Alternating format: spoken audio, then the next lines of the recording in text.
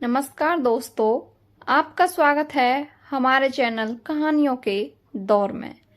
आज मैं आपको सुनाने जा रही हूँ पति ने ऐसा क्या किया कि पत्नी को उठाना पड़ा ये कदम।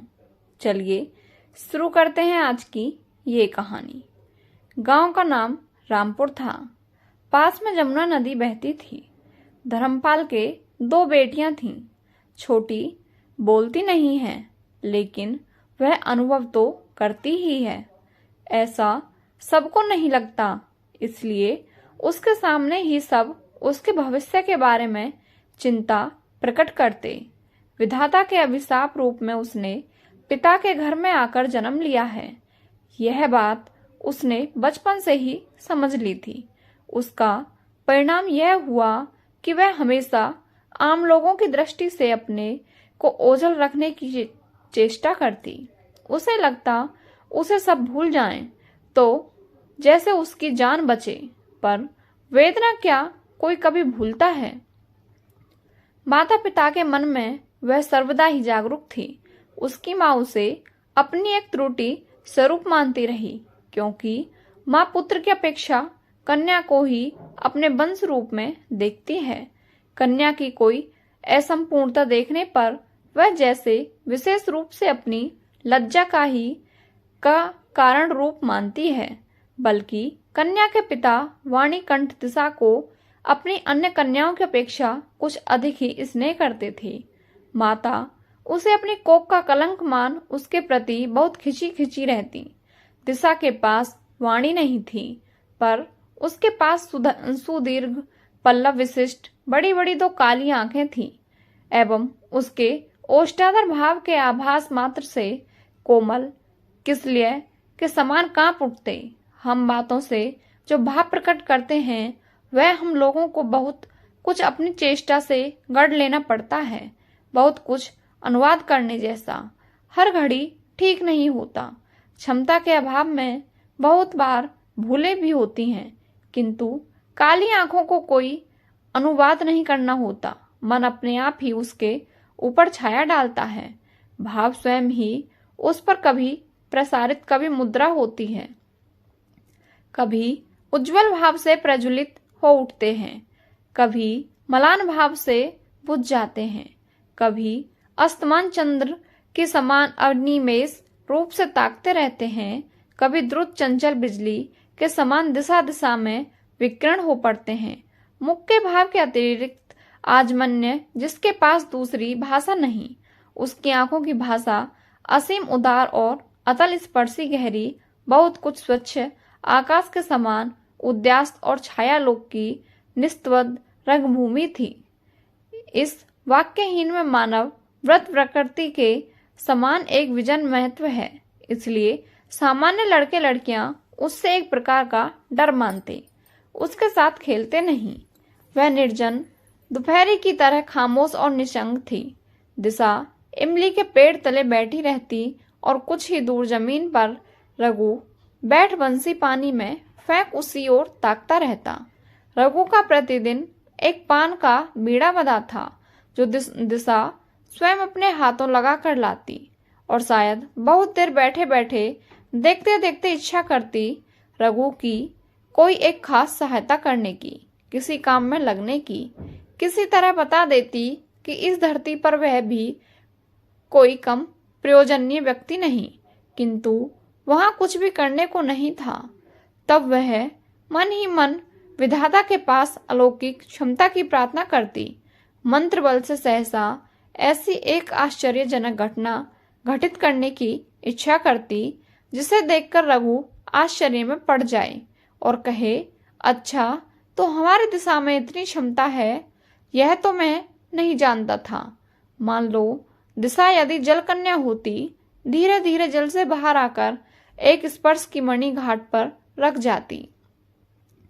रघु अपना तुच्छ मछली पकड़ना छोड़ उस मणि को लेने जल में डुबकी लगाता और पाताल में जाकर देखता, चांदी की अटालिका में सोने के पलंग पर कौन बैठा है।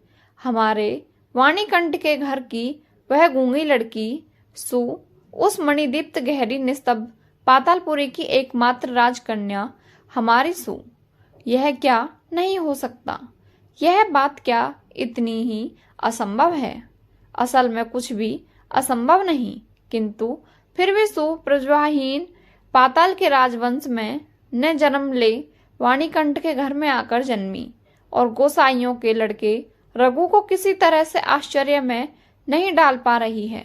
दिशा की उम्र धीरे धीरे बढ़ती जा रही है।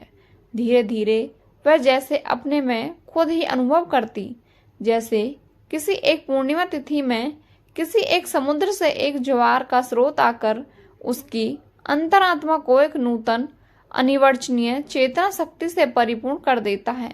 वह अपने को स्वयं ही देख रही है, सोच रही है, प्रश्न कर रही है और समझ नहीं पा रही। गहरी पूर्णिमा रात्रि में वह कभी कभी धीरे से शयन कक्ष का द्वार खोलकर डरते हुए अपना मुंह निकाल बाहर की ओर ताकती। पूर्णिमा प्रकृति भी दिशा के समान किन्हीं सुप्त जगत के ऊपर जगी बैठी। यौवन के रहस्य में, पुलक में, विषाद में, असीम निर्जलता की एक दम से सीमा तक, यहाँ तक कि वह अतिक्रम कर स्तब्ध हो एक शब्द तक नहीं बोल पा रही है। इस निस्तब्ध व्याकुल प्रकृति के प्रांत में एक निस्तब्ध व्याकुल बालिका खड़ी है।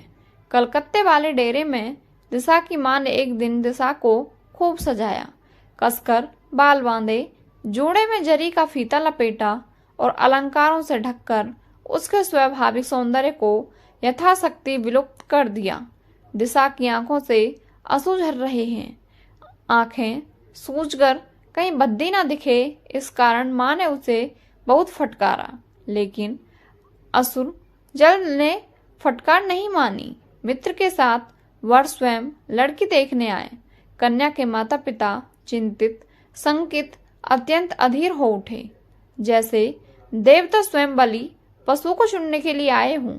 मां ने आड़ से बहुत गर्जन तर्जन और शासन द्वारा बालिका के अश्रु स्रोत का द्विगुणित कर परीक्षा के सामने भेजा।